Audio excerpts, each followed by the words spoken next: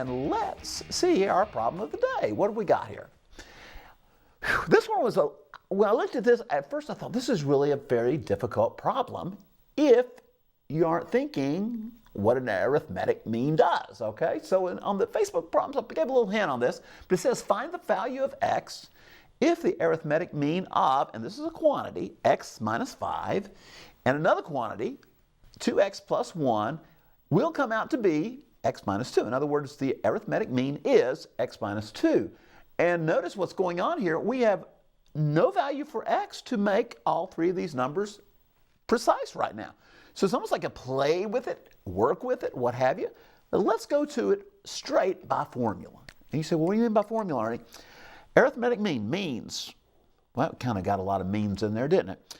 We have these two quantities that are going to be added together. We're going to look for the average of those two quantities. So we're going to take our x minus 4, no, not x minus 4, sorry, x minus 5, and I'm going to keep a parenthesis around just for a moment. We're going to add 2x plus 1, yes, that looks pretty easy, and we're going to put it all over, well, how many quantities do we have? I have two quantities here, and we're going to divide by 2. In other words, we're going to take this as a number, plus this number, divide it by 2, and guess what? We end up with our third value, our x minus 2 over here. That's not so hard to look at, is it? It's even easier once we start saying, oh, Ernie, we've got some like terms. If you just remove those parentheses, yes, it's just adding little binomials together. There's no squaring going on here. It's just straightforward. So let's see how straightforward it actually is. Everybody ready to go along for the ride? Let's go along for the ride. I've got x plus 2x, which is going to give me 3x. I bet y'all never thought you'd add 1 plus 2 again, did you, and get 3? Well, there you have it, right here on Mathline. Oh, we got this negative 5 that's going to go with this positive 1, which is going to give us minus 4. Watch your signs there, watch your numbers. Still got this 2 underneath that I haven't really figured out what to do with. Oh, yeah, we figured out. We're going to take care of it in just a second, all right? Over here, x minus 2, might as well lose the parenthesis, okay? We know it's a quantity. We know it's going to be a value of something. Now, I had a couple people chime in some numbers on the internet. I've heard 2. I've heard negative 1. Anybody got any more dibs after we've gotten this far? Anybody trying to get out there, get on the clutch moment here before we reveal, do the great reveal? What I'm going to do, you know, I'm always going to do something there. I'm going to help us out a little bit. We are going to cross multiply. Just make this into a nice little sweet proportion. All right, we can cross multiply. Or you can just simply take this 2, which is divided by, and multiply it by x minus 2. Well, look what's going to happen when we cross multiply. Dear friends, we're going to multiply 2 times x minus 2. Now, let me caution you on something here. When we do these, and my students of all different levels are guilty as charged on this. And over here we got 3x, by the way, minus 4 times 1, which is just going to give us 3x minus 4, which I just kind of lost it in the middle of the Mathline moment there. Sorry about that, guys. But what we're going to do is we're going to distribute this out. And we're going to go a little further down. Thank you. There we go. We've got 3x minus 4 equaling to 2x minus 4. Now you say, Ernie, what were you about to talk about? Some error they make. Sometimes they'll write 3x minus 4 over 2 times x minus 2 and have no idea what it's equal to. Well, because it's not equal to anything, all right? They're not working there. You've got to straighten them out. So you've got to make this combination right here. We'll take those two together. That's how we got 3x minus 4.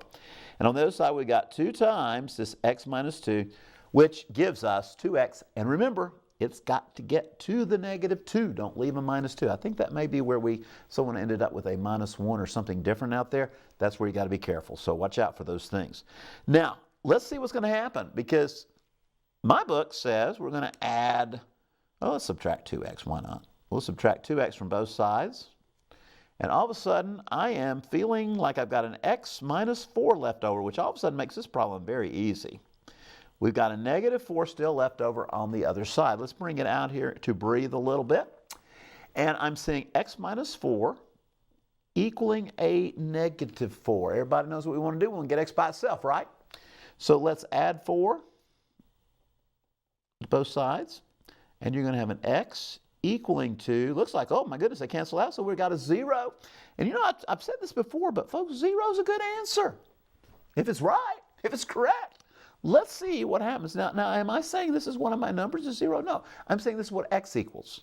So let's go back and put a 0. I'm going to go back to the very heart of it. Right up here, put a 0 in there. Put a 0 in here and a 0 in here, all right? And basically what we're saying is, if I have the number 5, have the number 1, oh, it's not a 5, is it? Whoa, let's go back here a minute. What kind of 5 is it? It's negative 5, right? So don't make that careless mistake. Negative 5 and 1, is it going to give me a negative 2? We got to remember, what are we doing? We're looking for the midpoint. We're looking for what number is in the middle of negative 5 and positive 1. So I'm going to go back down here just on a nice little number line. And we know that we have, looks like a negative 5 is one of our values. We have a 1 and we have what? A negative 2. Now which one's in the middle?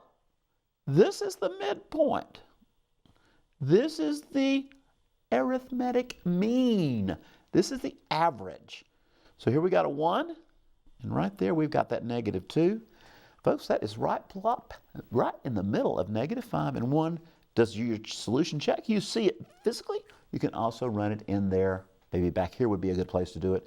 If you run it back in here, you got a negative 5. What? Plus 1. Negative 4.